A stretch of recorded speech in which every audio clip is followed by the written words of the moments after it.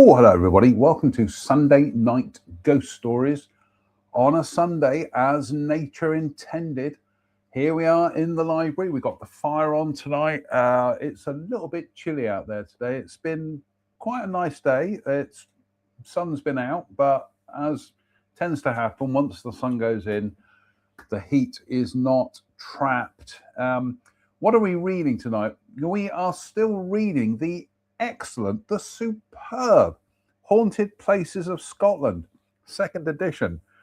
I'm going to have to see what other ghost story books that Goblin's Head Publishing do. Absolutely brilliant stuff. What are we drinking tonight? We're on a 2-beer strategy tonight. So first of all, we're having from via Beer 52, of which more at half time. Tap Social, criminally good beer, brewed in Oxford, Fair Crack Pilsner. So it's interesting artwork, as always. And it says, Tap Social is a social enterprise that creates employment and training for prisoners and prison leavers to build inclusive communities and reduce reoffending. Learn more about our impact. How brilliant. Absolutely. That's beautifully put. The Tap Social movement. So 5% volume of alcohol. Just seeing what it says. Here we go. 62% of kids in custody have been in local authority care, compared to less than 1% of the general population. Many of these kids don't have a fair crack with their start in life. Tap Social works to level the playing field through the power of employment. Absolutely on board with that. In fact, I am going to do their QR code and have a read up about that. Clean, crisp, malty Pilsner. Hops are Herbsbrucker, Spalter Select, and SARS. Contains water, barley, hops, yeast. Allergens include gluten, shown in bold. See base for best before. Well, we haven't even started the show yet, and yet we already have a dead soldier. And run, VT. Oh, it's jolly nice of you. Hello, dead soldier. Seen plenty of those in my time. Indeed. And we are washing it down with the Western Gold honey from Lidl, with the grammatical error on the back, but never mind. Shall we? Actually, I do need to blow my nose. Bear with.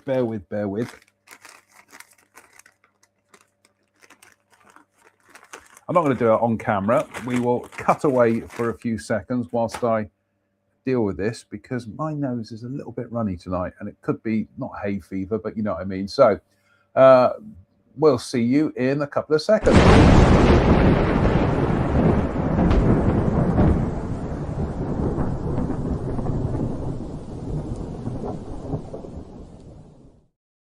Oh my goodness me, we needed to do that. Right. Where did we get up to last night? The last time. We'll read Linlithgow Palace again. Actually, did we read this? No, I don't think we did. So, Liberton House, Edinburgh. Liberton House, built by William Little, Provost of Edinburgh around 1605, is an L-plan tower house now harled and orange washed. The name Liberton comes from Lepers Town, the leper colony which was once located near here. The house is reputedly haunted, and a photograph taken at the beginning of the century purports to show the image of an apparition of a man not seen when the photograph was taken. Other spooky manifestations are reported to be electrical equipment, including a fan heater and the burglar alarm, switching themselves off and on. Linlithgow Courthouse. The courthouse is an attractive Tudor-style building of 1863, which housed the Sheriff Court and is built on the site of the townhouse of Sir James Hamilton of Finnart. Hamilton was the illegitimate son of the Earl of Arran and had a glittering but brief career.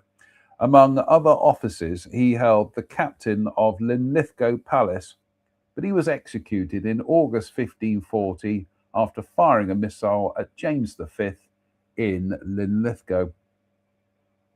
It was from this house that James Hamilton of Bothwell Howe shot and assassinated Regent Moray, James Stuart, Earl of Moray, in 1572, and a plaque on the outside of the courthouse commemorates the event.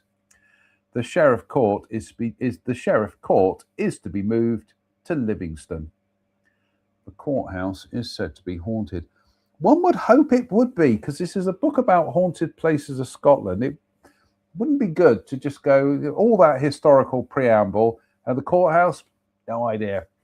Anyway, let's try this. Talking about prisons and social and offenders, criminally good beer. So let's try this Tap Social Fair Crack Pilsner. Not a fan of lagers, but smells nice.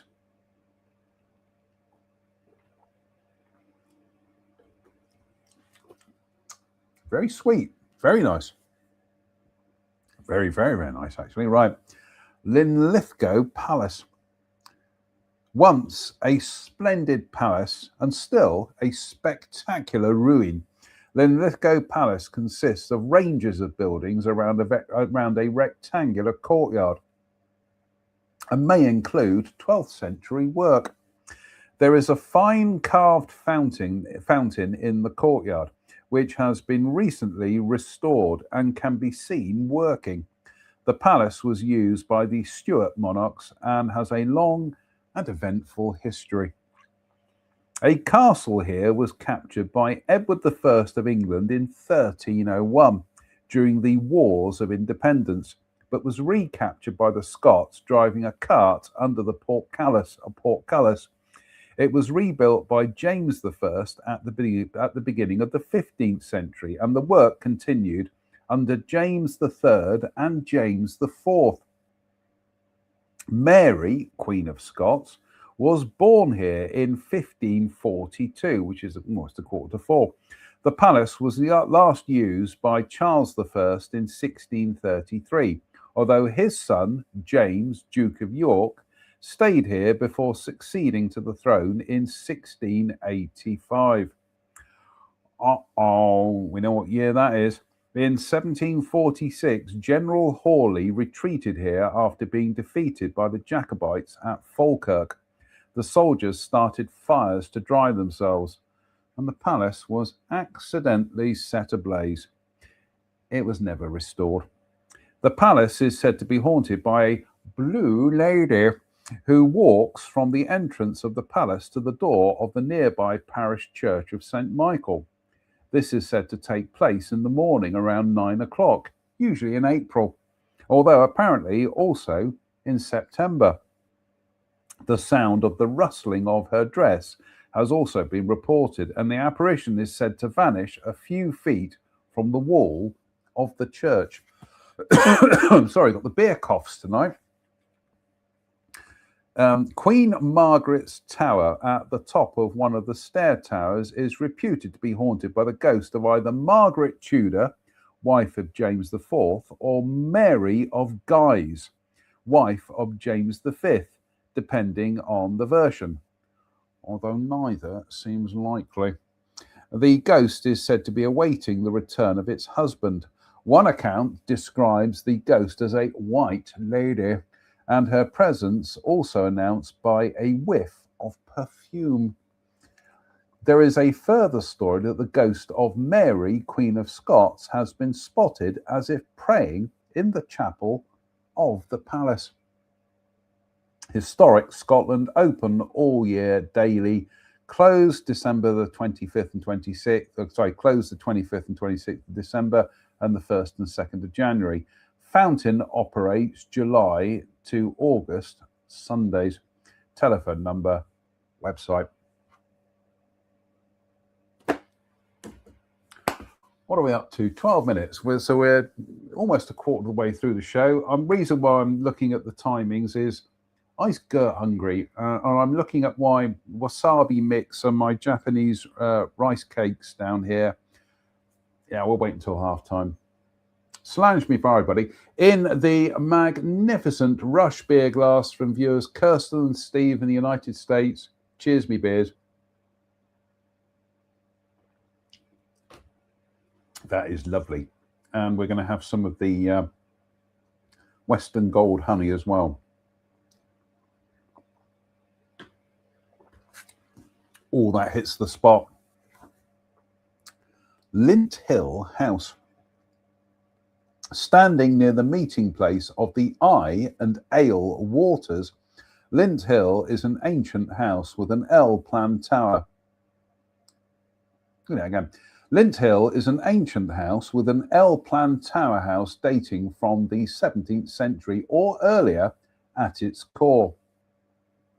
The building has a very steep roof pitch and Corby-stepped gables and enjoys fine views over Eyemouth and out to sea. Lint Hill was a property of the Holmes. On the 12th of August 1751, Margaret, the widow of Ninian Home of Lint Hill, was brutally murdered by her servant, Norman Ross. Ross had been robbing his mistress and she caught him in the act. He attacked her and then jumped from a window, breaking his leg. Ross was caught and imprisoned, and Margaret died 3 days after the attack. Ross was tried and then executed, and he is the last man in Scotland also to be mutilated and hung in a gibbet afterwards. Margaret is buried in the apse of the old church at Bunkle, about 3 miles north of Duns, although her funeral procession set off without her body. One story is that Ross's bloody handprints from the murder cannot be washed off, and that unexplained banging can be heard coming from one of the upstairs rooms, along with the sound of an unseen carriage drawing up to the house. Oh, my jaw clicked then. Incroyable, everybody. Incroyable. Cheers, me beers.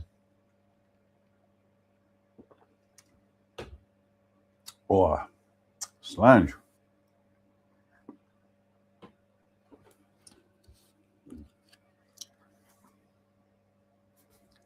Trying to think we are. Lion and Unicorn, Thornhill.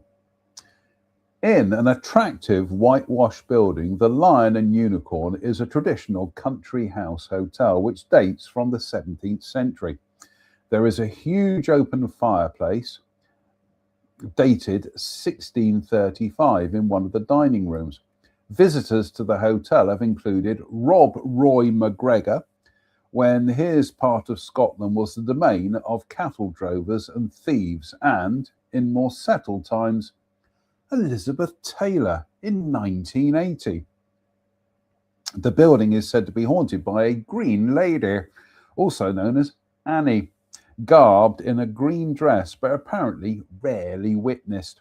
The bogle is described as a kind and happy ghost. Hotel, telephone number, website. I think we're coming up to some parts of Scotland I've been to. Anyway, cheers me. I haven't been to any of these venues, but Slange.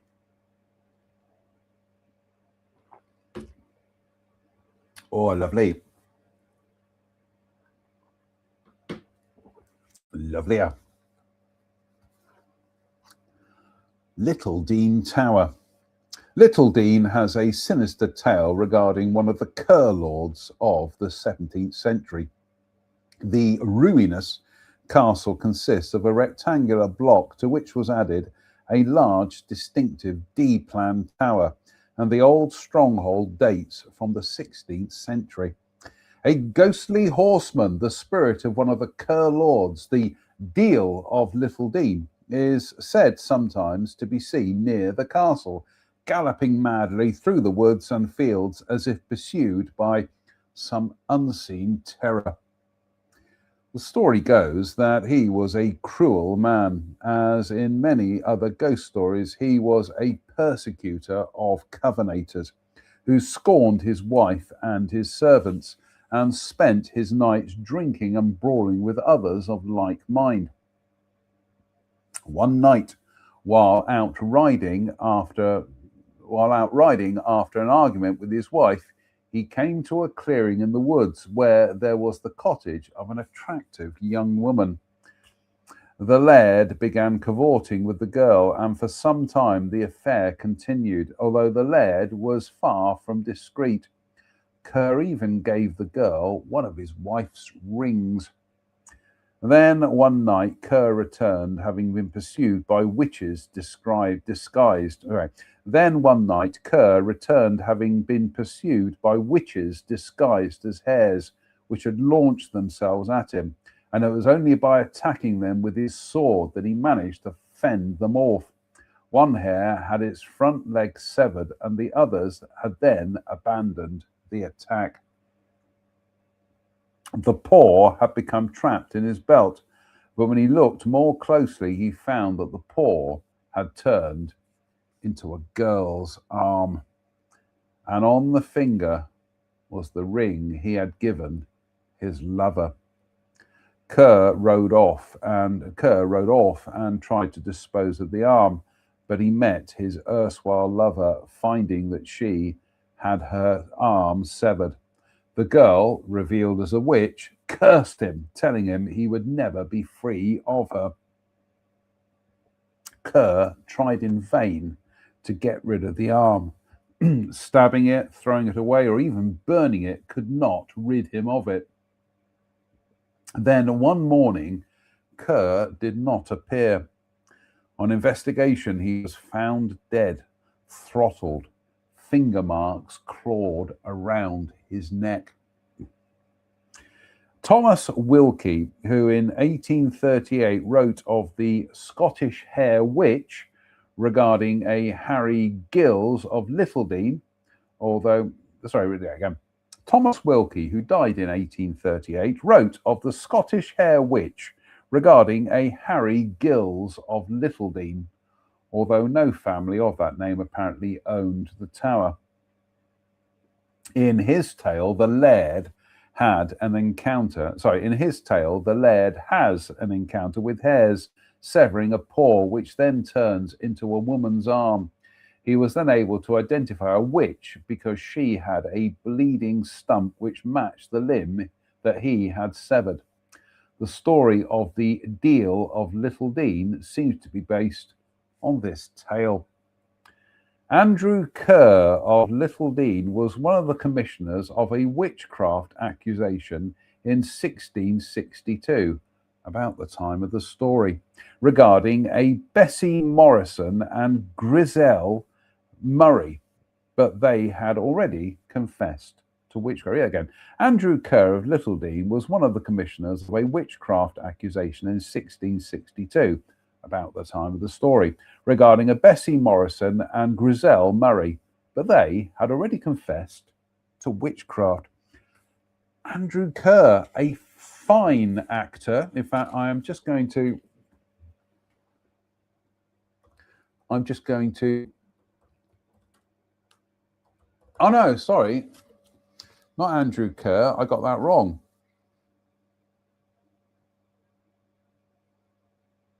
No, it's Andrew Keir. I do beg your pardon. I was going to go off on a tangent then. the beer coughs, but I would have been wrong. Weren't the Beercoffs an acting family? Wasn't Stephen Beercoff? Wasn't he in Octopussy? I'm sure he was. I'll look it up in a minute. In fact, I'm going to look it up now. Octopussy. That's just boring. Octopussy. Octopussy. No, it wasn't Stephen Beercoff. It was.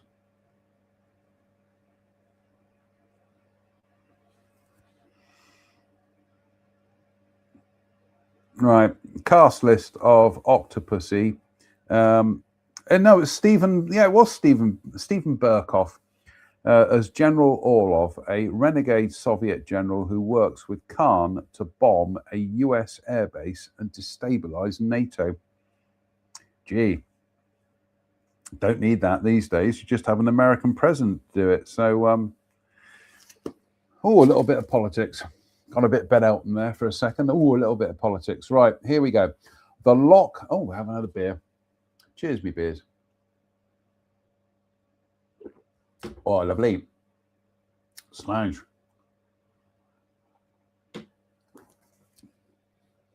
Loch Leven Hotel, Balakulish. In a fine lochside spot hemmed in by mountains, the hostelry was established here in the 17th century as a coaching inn and stands at a crossing point at Balakulish of Loch Leven. The ferry was originally a rowing boat which plied the narrow sound, although this has since been replaced by a bridge. The building is said to have a ghost, witnessed in a haunted room as well as in the public bar and the function suite. And there we go, hotel, telephone number, website. That's it. That's all we've got on that one there. Itchy nose. Cheers, me beers. Slange.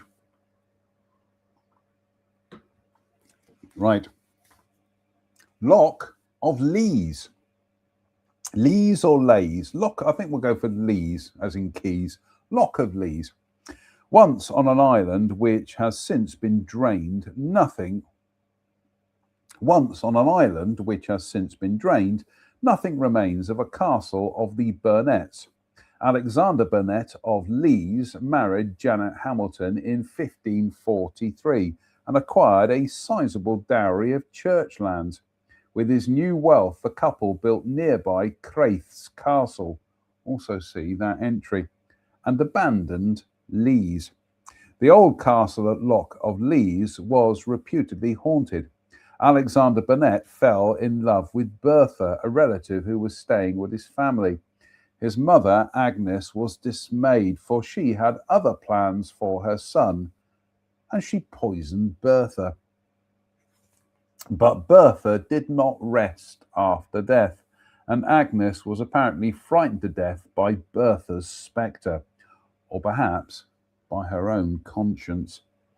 A phantom is said to still appear on the anniversary of Bertha's death. Ba-ba-bum. Oh, itchy nose again. What are we up to? 25 minutes. Yeah, I think we'll ration the beer.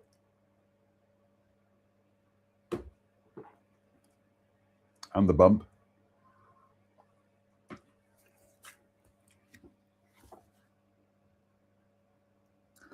Lochael Lort Inn.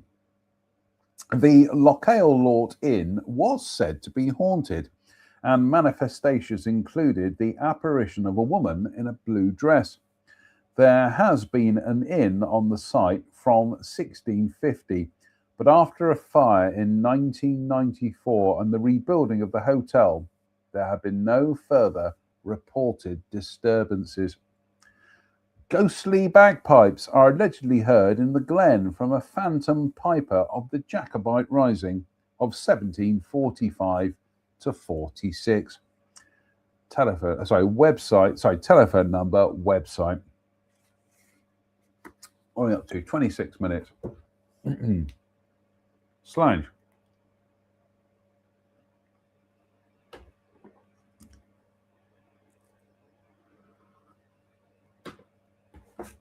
Oh, lovely. Loch Buie.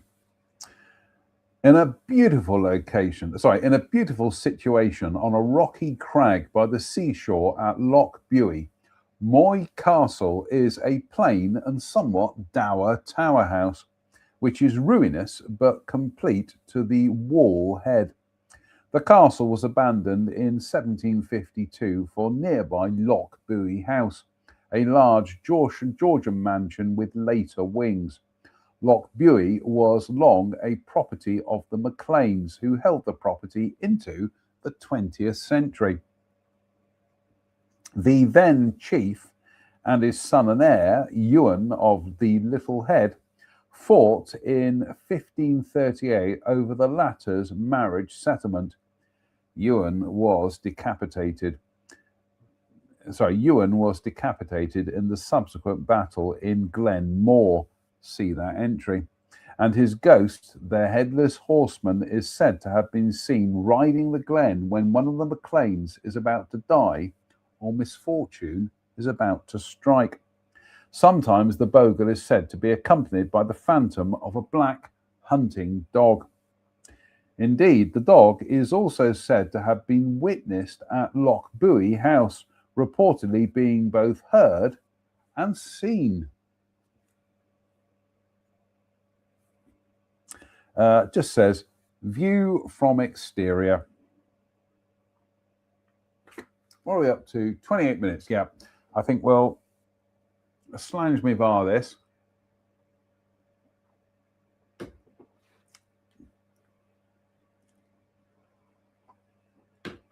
Last one for this portion of the show. Lockhouse Tower. Lockhouse is a strong tower house dating from the 16th century and a property of the Johnstones of Core Head. The tower was restored from ruin in about 1980 and is occupied.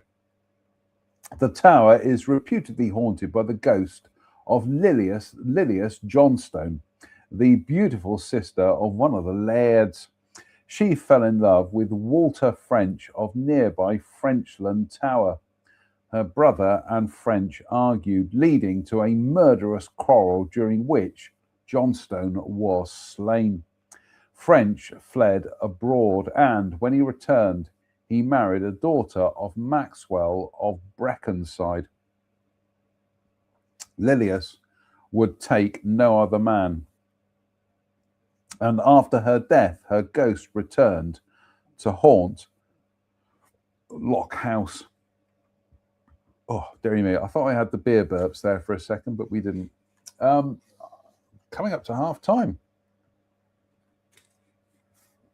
So it was the beer hiccups or the beer air trap. Is an air trap a hiccup or a burp? No, I don't think so. Anyway, cheers me beers.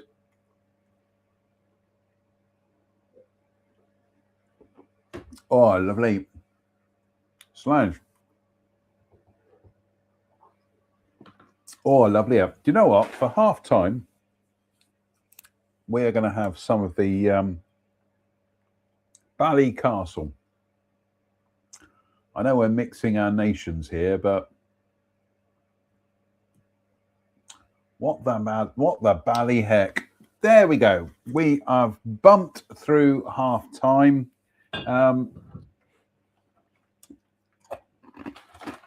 Oops. Spilling Japanese rice snacks all over the floor here.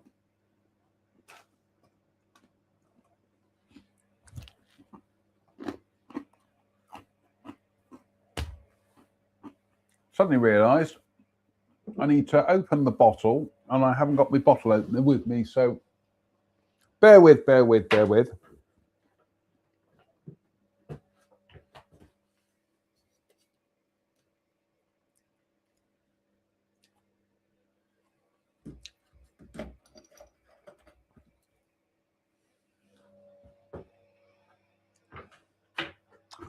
Oh, for goodness sake, I had all my bottle openers here. What have I done with them?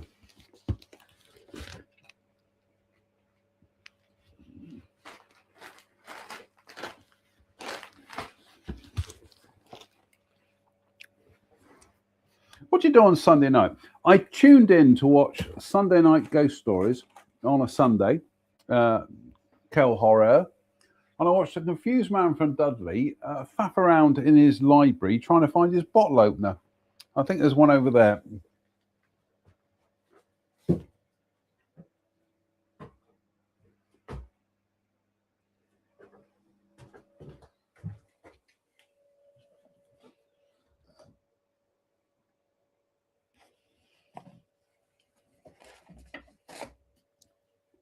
Talk amongst yourselves.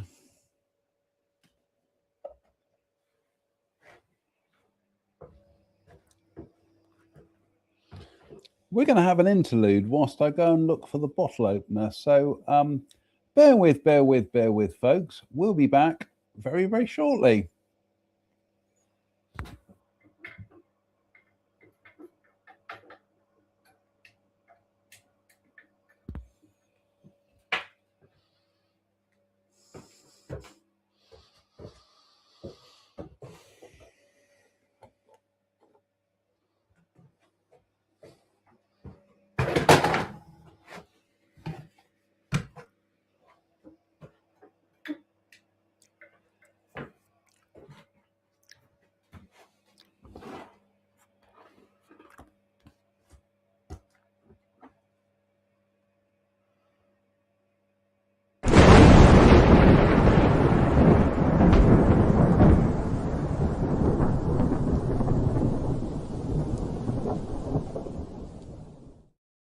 Here we go, folks, with the magnificent Rush bottle opener from viewers Kirsten and Steve in the United States, going into the magnificent Rush beer glass.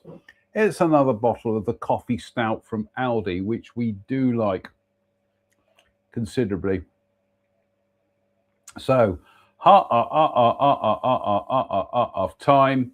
We've had, I do this kind of bi-monthly, so we've had another Beer 52 case turn up. So I don't do it monthly anymore, but I will do it bi-monthly. So, oops, Daisy. So let's rip this open, shall we? What have we got? We've got some snacks in here, so that's exciting stuff. What snacks have we got? We've got well, truly crunchy, spicy and nicey baked corn snacks. And we also have Braves Mega Mix Barbecue, high in protein. What beers have we got? Right, let's just dig through the box here. Actually, we're just going to have some. We're going to have some Japanese rice snacks here.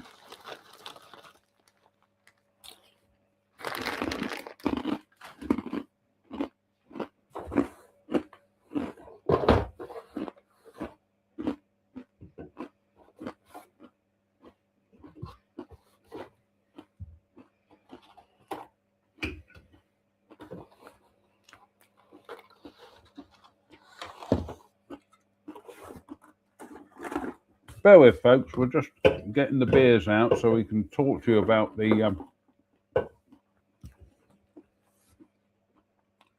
beers that have arrived.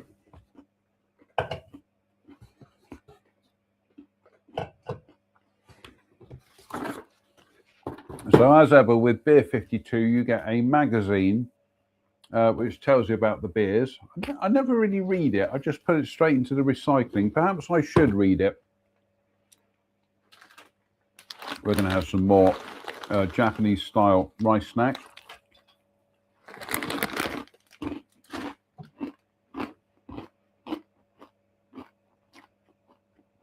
I'm sensing this is a Belgian theme here. So we've got Ober's, the most Belgian beer, Ober's Blonde, founded and established on the fields.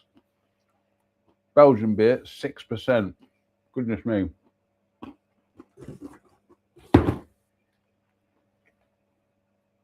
Then we have Kriek Belgique, cherry beer. Oh yes, cherry beer with a variety of red fruits, brewed in Belgium. 3%, not massive, but oh my goodness me, that does remind me of my road trip to Belgium 33 years ago with my friend Mike. And we were in the center of Antwerp in this lovely old bar. And we were going through the beers, one of which was a cherry beer. And we said, oh, this is delicious. And our host, who was a local Belgian, he turned to us and he said, fellas, he said, you do know that he wasn't Irish, but he said, the cherry beer is a girl's beer. Mike and I looked at each other and we went, more cherry beer.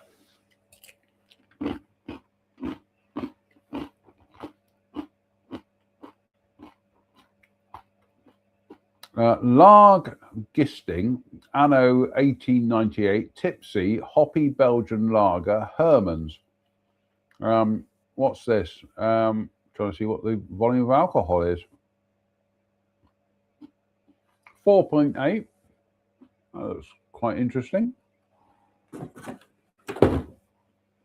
Oh, we're going to have some wasabi mix.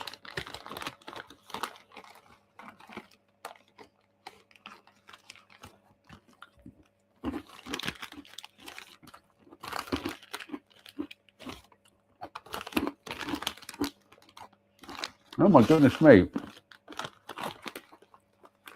We have emptied the wasabi mix.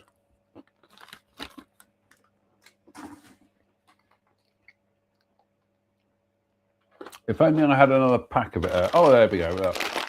Another packet of the wasabi mix. And here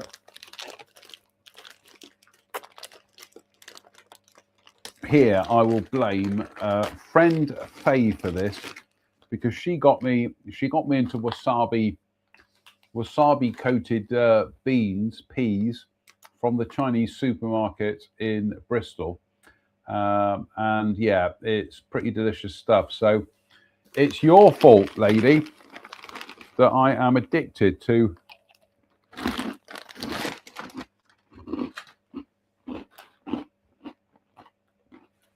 wasabi flavored food. Right, what's the next beer?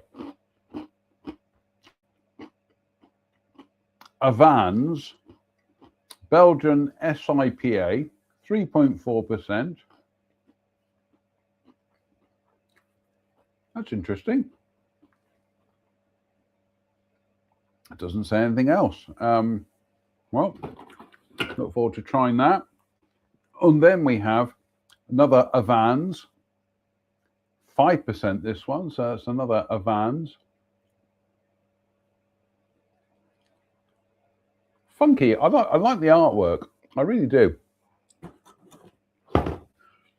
And then we have Stein Sasson, 5.8%. Top fermented beer. So there's your fella there. Stein. Marvelous. Then we have Tipsy Belgian Oud Brewing. Herman's, 7%. Oh my goodness me.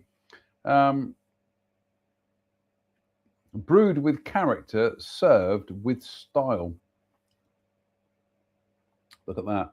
7%. Oh my goodness me. Looking forward to that.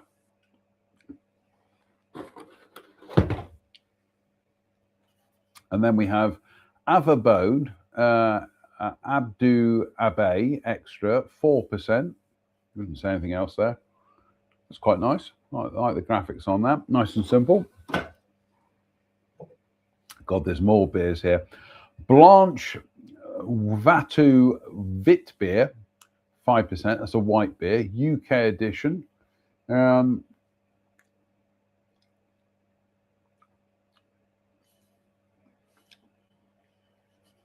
Trying to see who the brewery is. Brewed and canned for Leroy Breweries in Belgium. Okay. So there's that one. It's got UK edition. Don't know why that's important, but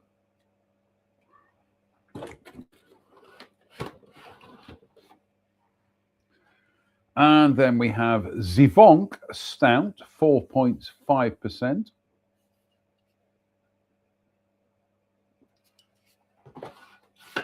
We need some more snacks. Where's the snacks gone? There they are.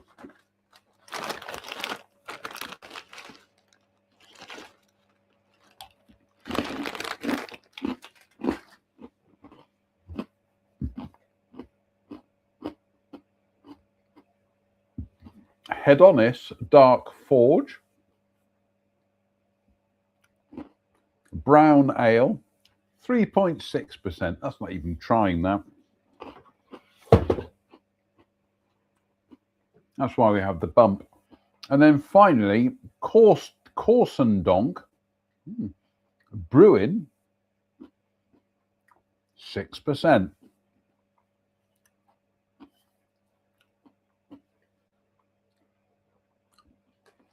Take a photo of that for my friend Faye, actually.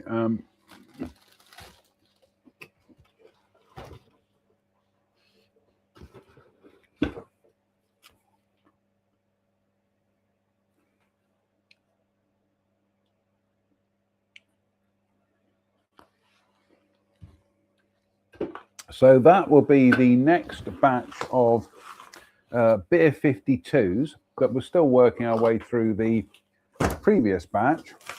I'm going to have a rice cake as well, I think.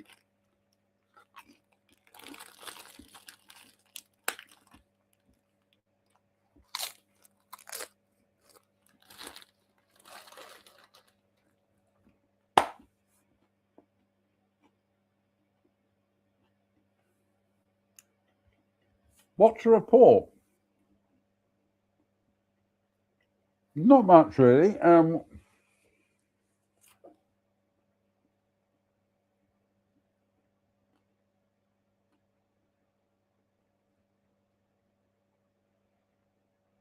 I've just got to message somebody.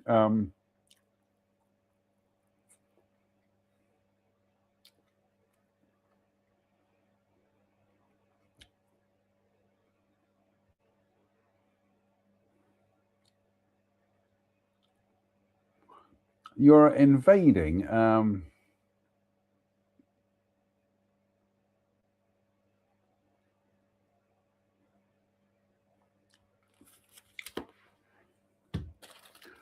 What did I do yesterday? Forgotten. Oh, apart from try and forget the Liverpool result.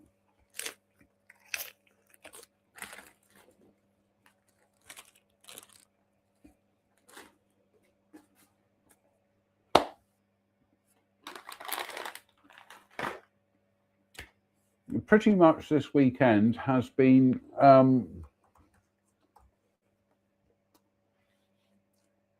it's been working solidly.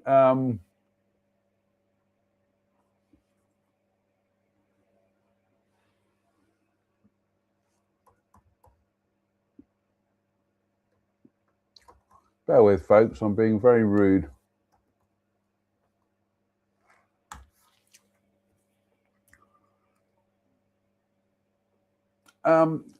I was helping friend Faye yesterday do a bit of a move from her.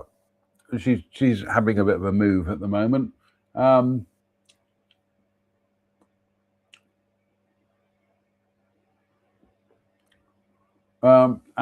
I am just going to go and try and find the pictures.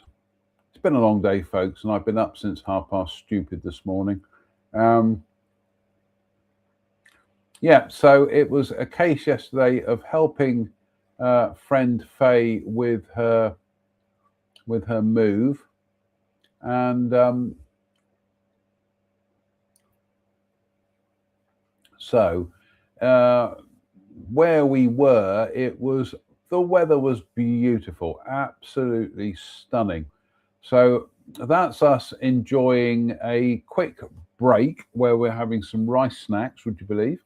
And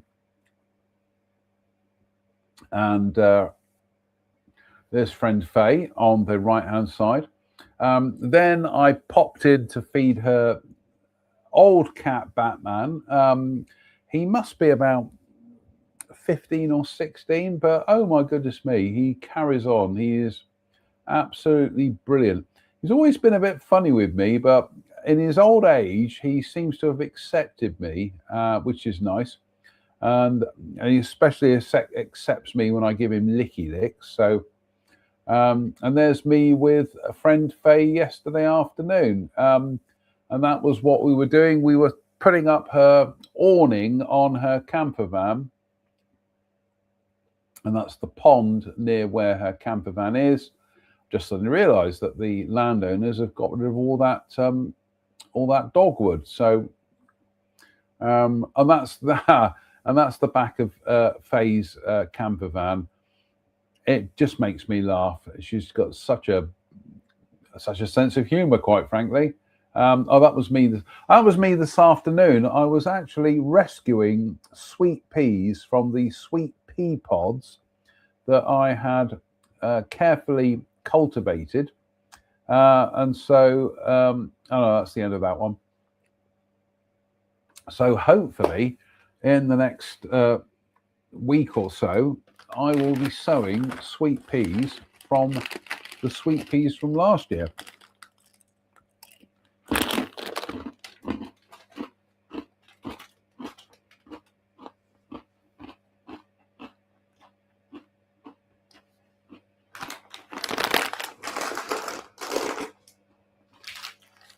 Oh my goodness me!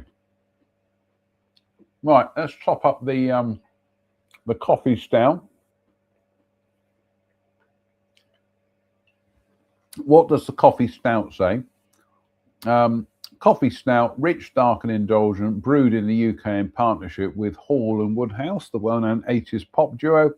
Rich, dark and indulgent with subtle coffee aromas, caramel and vanilla notes, complex, yet perfectly smooth. I was going to say that's my head, but it's not smooth. Coffee flavour beer. So when it comes to the ingredients, there's no coffee in it. I'm just seeing as if we've got the ingredients here. Let's have a quick look.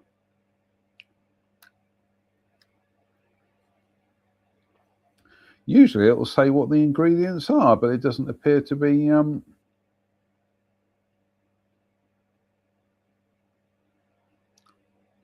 here we go. Allergy advice: contains barley and sulfates, may also contain wheat.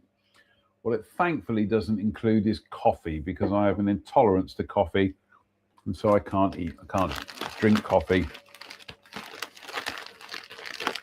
Which is a shame, because I used to love coffee when I was a teenager, but coffee did not love me. So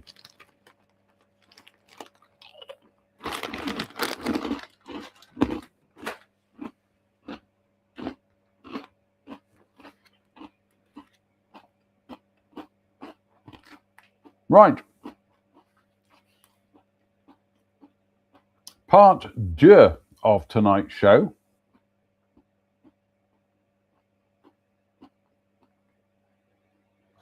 Loch Leven Castle. Did we read Loch Leven Castle?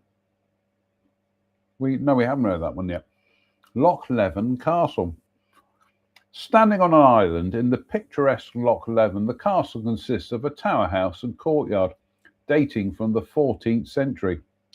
Andrew of Wintown wrote his original Chronicle of Scotland at the Priory of St. Serphs on the largest island in the loch. During the Wars of Independence, having been seized by the English, the castle was stormed by William Wallace, who swam out to the island and surprised the garrison. Mary, Queen of Scots, was imprisoned here from 1567 until she escaped the next year. She signed her abdication here, although it is not clear how willing she was to do so, and she is said to have miscarried during this period. Her ghost reputedly still haunts the castle, one of more than a dozen places she is said to haunt. Busy lass. Historic Scotland, open April to October daily, includes boat trip from Kinross. Telephone number, website. Oh, got some fan mail turning up. Let's just quickly read the fan mail.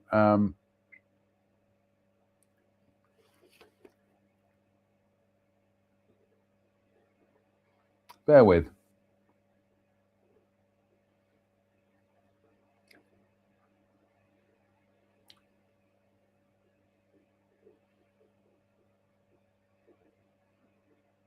think that's how you spell catch. Right. So we have some more snacks. I think we will. Some more wasabi mix. No, it's not wasabi. It's the Japanese mix.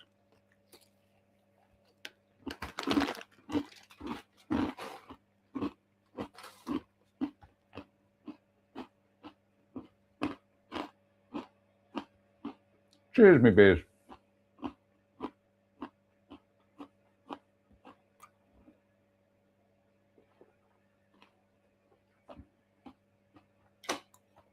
Slange.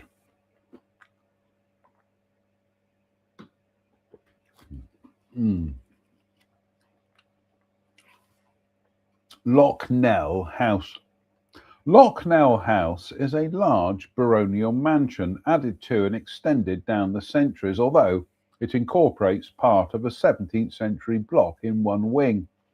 Loch Nell was built by the Campbell family but suffered a serious fire about 1859, which is 1 minute to 7, and only part was subsequently restored.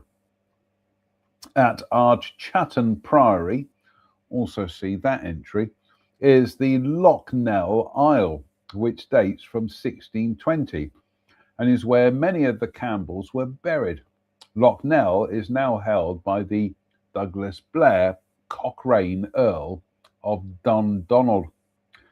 The house is said to have had a brownie, possibly a green lady or growlgrack, and ghostly music has reportedly been heard here.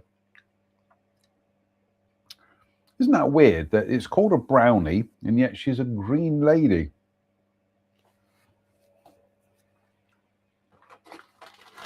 And some more of the Japanese style snacks.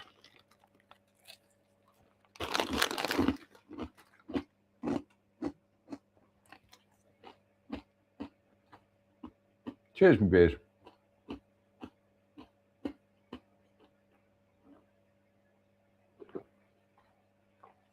Oh.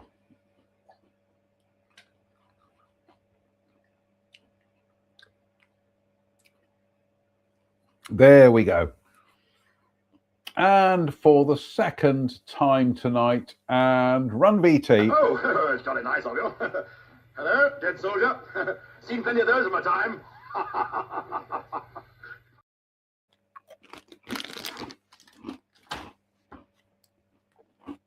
I just love Nigel Patrick's face. It is a masterclass in comic timing. Loch Ranza. Set in a lovely spot to the north of Arran, the village is said to be haunted by a phantom piper. Report all the beer burps at 55 minutes and 19 seconds. I was just thinking, actually, we haven't had a beer burp moment. There we go. Right, Loch Ranza. Set in a lovely spot to the south of Arran, the village is said to be haunted by a phantom piper, reported to be the ghost of a man who died in the hills above Loch Ranza. The unexplained sounds of pipes are reputed to have been heard several times in the area. Among the many attractions in the village are Loch Ranza Castle, a fine ruinous stronghold, and the Isle of Arran Distillery. Oh yes, that's where we'd be heading.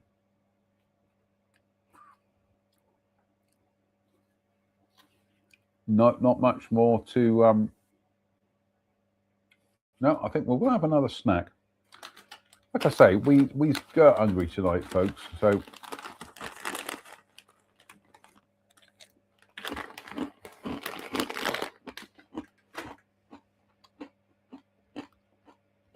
cheers, my beers.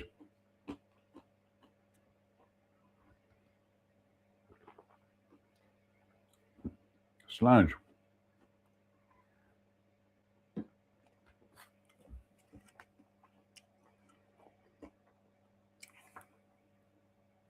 Logie House, Dundee. Nothing survives of an old mansion which was demolished at the beginning of the 20th century, a property of the Reed family from at least 100 years earlier. I think I should be at least 100 years earlier. This book is riven with typos. The mansion was thought to be haunted by a black lady, reputedly an Indian princess captured by one of the family while they were working for the East India Company. Reed had her brought to Logie, but kept her imprisoned, and there she died. Her ghost was then reported to have haunted the area. Damn right.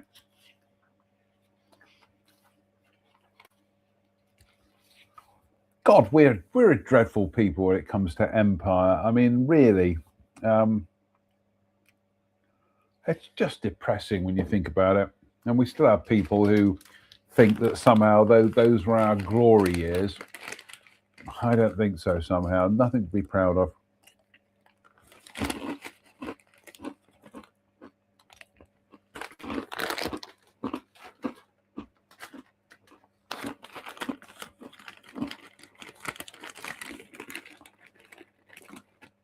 What did you do on Sunday night?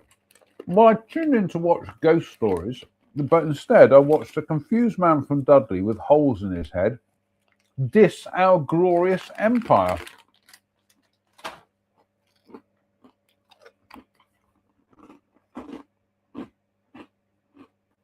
Yep. Oh, got some fan mail.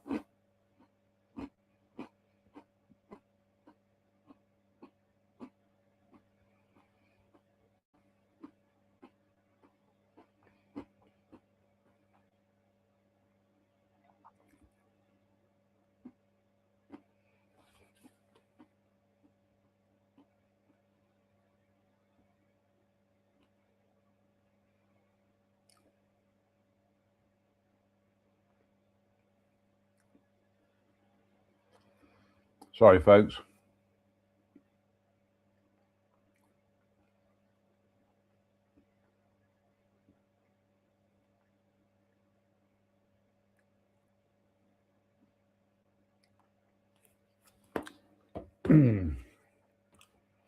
Let's have a beer and a bump. Cheers.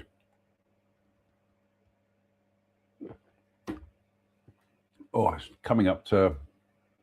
Actually, it's just coming up to the end of the show. In fact, we are just about to bump through the hour mark. So, in 5, 3, 2, 1, the hour. Lord's Cairney Castle. Once standing on an islet in a loch, Lord's Cairney Castle is a stark, ruinous tower dating from the 15th century and later.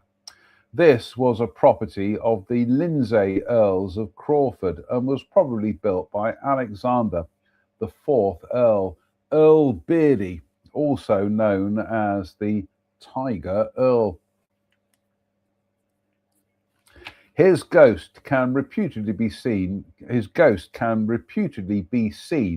playing cards here with the devil on the stroke of midnight on New Year's Eve. Although this may be a translation from Glamis. See that entry, and also Finhaven Castle. There are also stories of a great treasure being buried at Lord's Cairney. And that's all it says about that. Nothing more.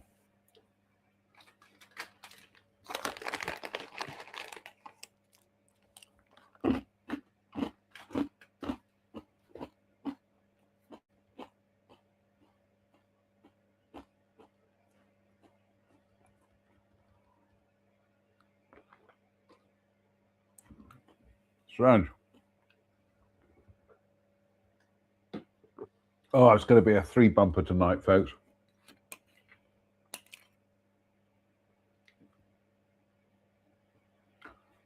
I've earned this today. I mean, I was up, like I say, I was up at stupid this morning because I was woken up by his derpiness, who's asleep on the cabinet in the other room. So I was downstairs into the office working, And then quick nip down to Lidl to get some bits and pieces. Although I forgot the fat balls for the birds, but I'll do that tomorrow. And then back to prep for 2 other shows tonight. Got beer burps coming in again. The other show I do on this one, Obs.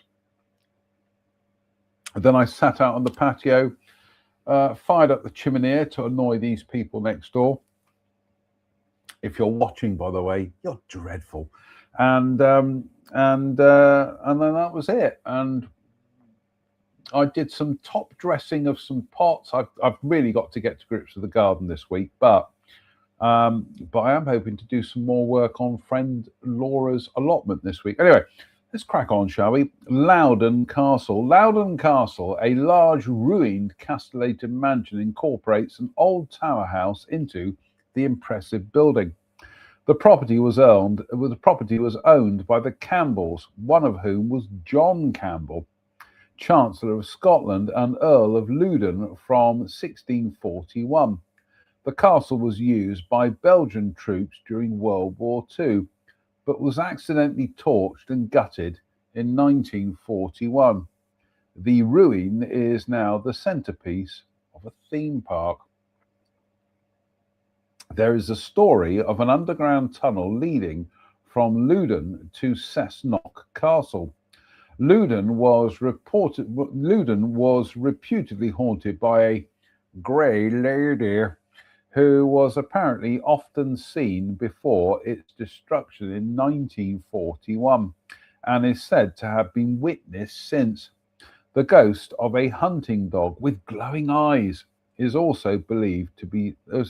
The ghost of a hunting dog with glowing eyes is also believed by some to roam the area. Or they've been reading The Hound of the Baskervilles. Anyway, there are also tales of a ghostly piper, as well as the apparition of a monk. Is he called Harry? Let's find out. Who can allegedly be heard saying Pax Vobiscum, Latin for peace be with you. Loudon Castle or Loudon Castle? Loudon Castle Park open, or Loudon Castle Park open, April to August. Check days with park. Telephone number, website.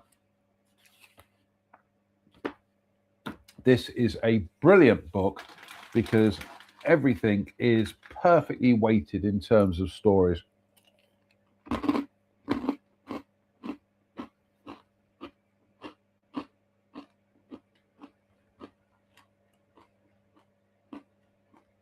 Schleiner's me bar.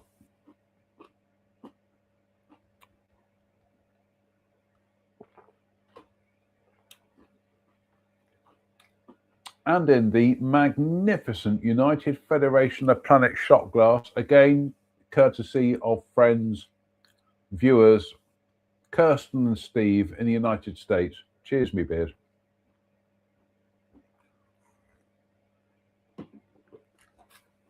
Oh, lovely.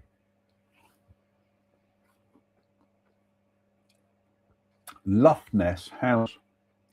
Standing by the sea near the picturesque village of Aberlady, Loughness House consists of an old tower house, although parts date from the 13th century, with later additions and modifications.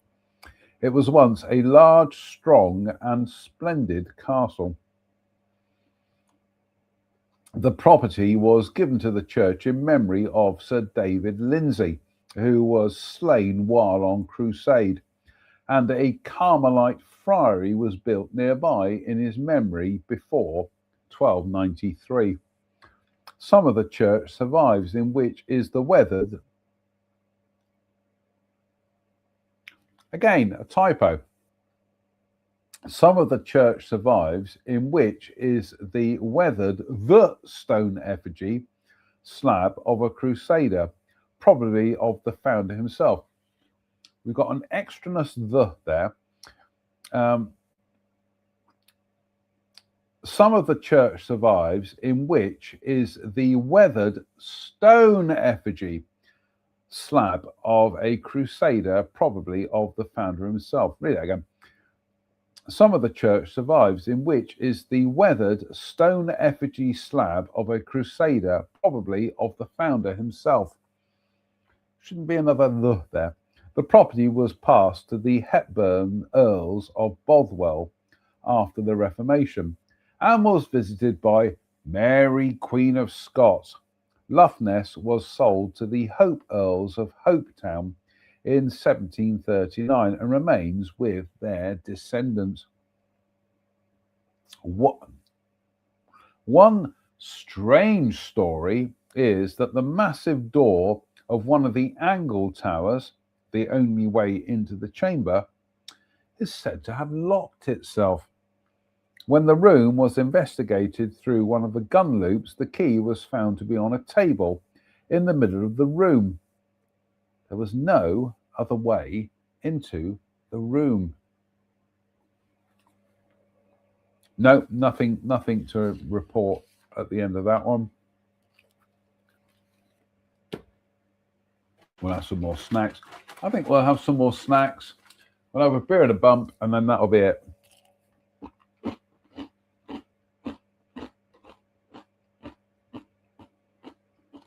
Cheers, my beers.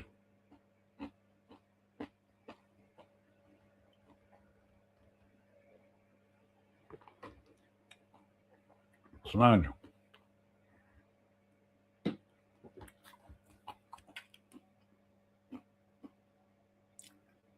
Lunnon Lodge, Montrose. Set on a hill with excellent views across Lunnon Bay, Lunnon Lodge is an attractive building, first built as a manse and dating from the 18th century. The lodge stands in 2 acres of secluded grounds and has long had a reputation for being haunted. There are many reported manifestations, including a pretty maid spotted as often as 3 times a week, a man in +4s who is reputed to shout at guests, a stable boy, and a presence witnessed on the stairs. Other activity is reputed to include bangs and clanks, often heard at night, and unexplained singing coming from unoccupied areas. Bed and breakfast, telephone number, website. A paranormal investigation was undertaken in December 2006 and in February 2007 by Ghost Finders, website address, and by Ghost Hunters Scotland, website address. Do you know what? I think this is going to be the last dirt for tonight, and then we're going to have some supper, late supper, admittedly, but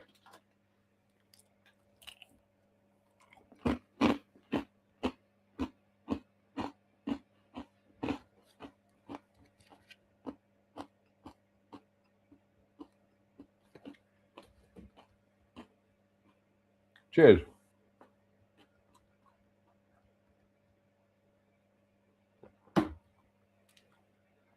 Nice.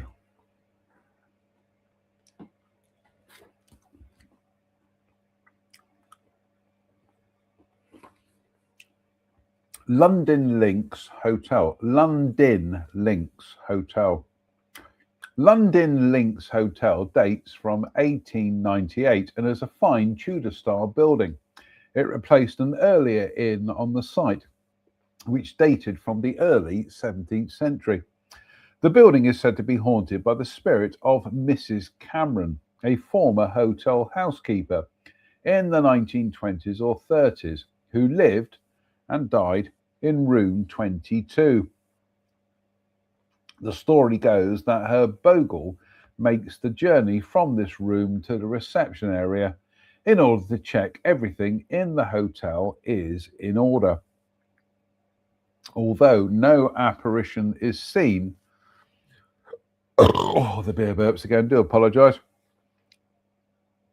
Although no apparition is seen, the sounds of disembodied footsteps have often been heard, along with sounds of jangling keys. Lights have also been mysteriously turned off or on, and windows opened or closed. Her ghost is believed to be a good-hearted bogle. Hotel, telephone number, website. Right, last one for tonight, and it's Macduff's Castle. So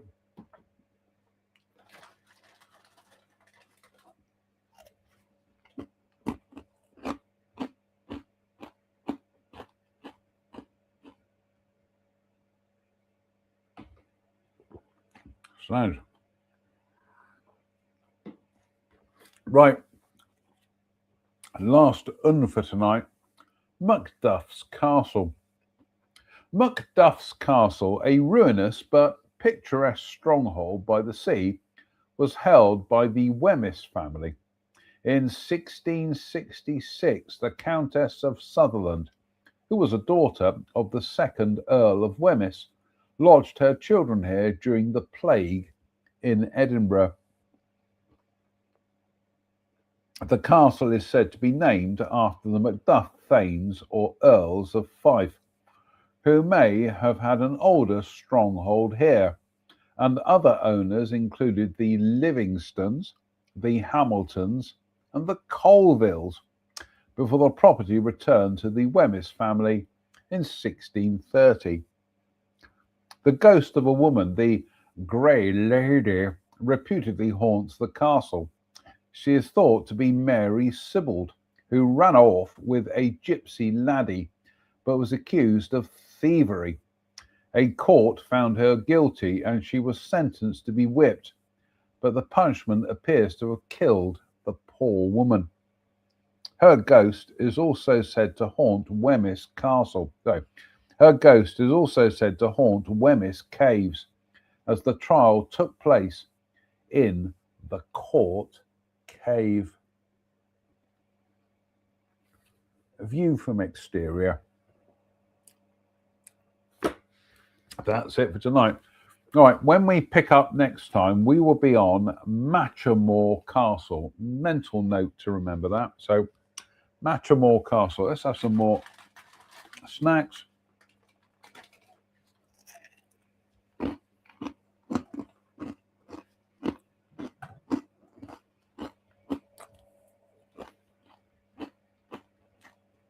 Cheers, my beers.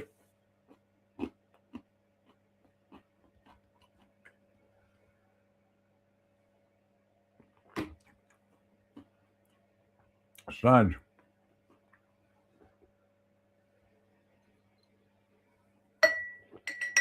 Oh my goodness me.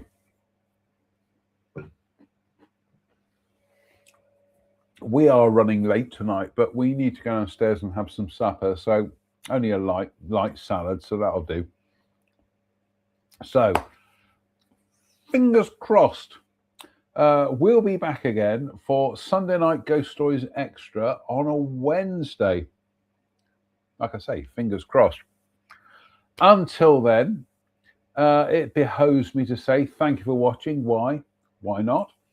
What else are you going to do on Sunday, the 22nd of March, than watch A Confused Man from Dudley, drink ghost stories, and read alcohol? You can do better, folks. I can't. I am trapped in this sad and rather confusing world. Anyway, until the next time, as ever, thank you for watching. Stay safe. Stay out of trouble. Please don't have nightmares. Good night.